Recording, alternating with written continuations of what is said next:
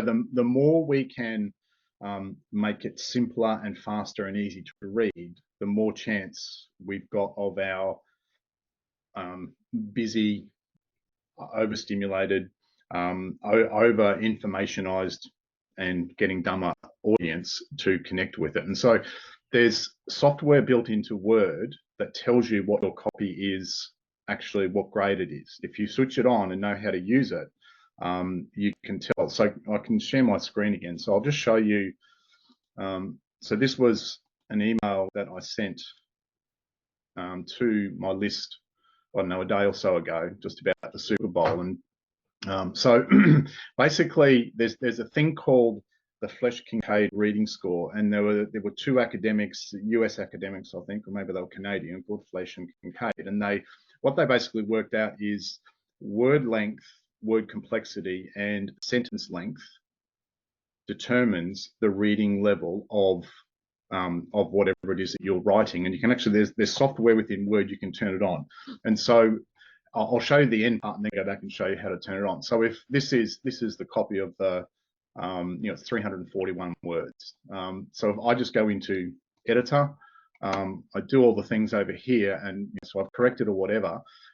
So it turns up with the ones I'm looking at. Can everyone see that okay, where my cursor is? Yep. Okay, the box here, the Flesch-Kincaid grade level, that's at grade 4.2.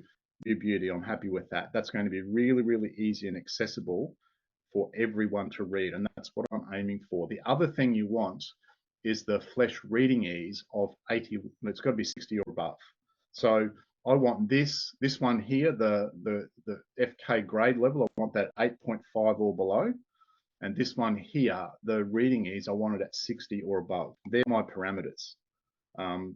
So every single thing that I write, because I've turned this on, I can see what grade level it's actually aimed at. Now, Trish, for you in your, you've got quite technical language, that is going to skew that a little bit higher, but I'd still be aiming to make it as low as I possibly can. I would think, a 9 for you would be a really good result, just given that all those, because you've got bigger words, right? Like all the industry jargon, so that's going to make it difficult. Now, so any questions about that? That's the end result, and it just comes up automatically when you turn it on. I love it. I know people are probably thinking, can you do that in Google Docs?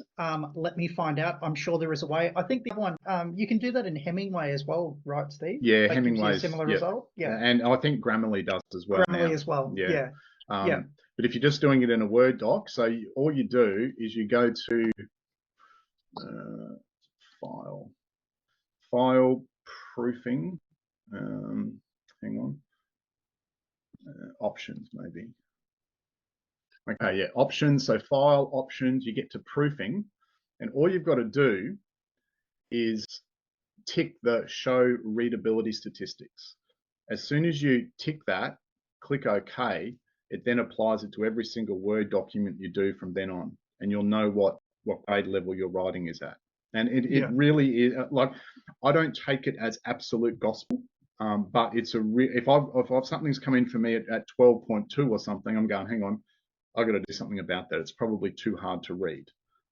So yeah, that's all you have to do. You just have to click show readability statistics, and from forever and a day from that moment on, it will show you what your grade level is.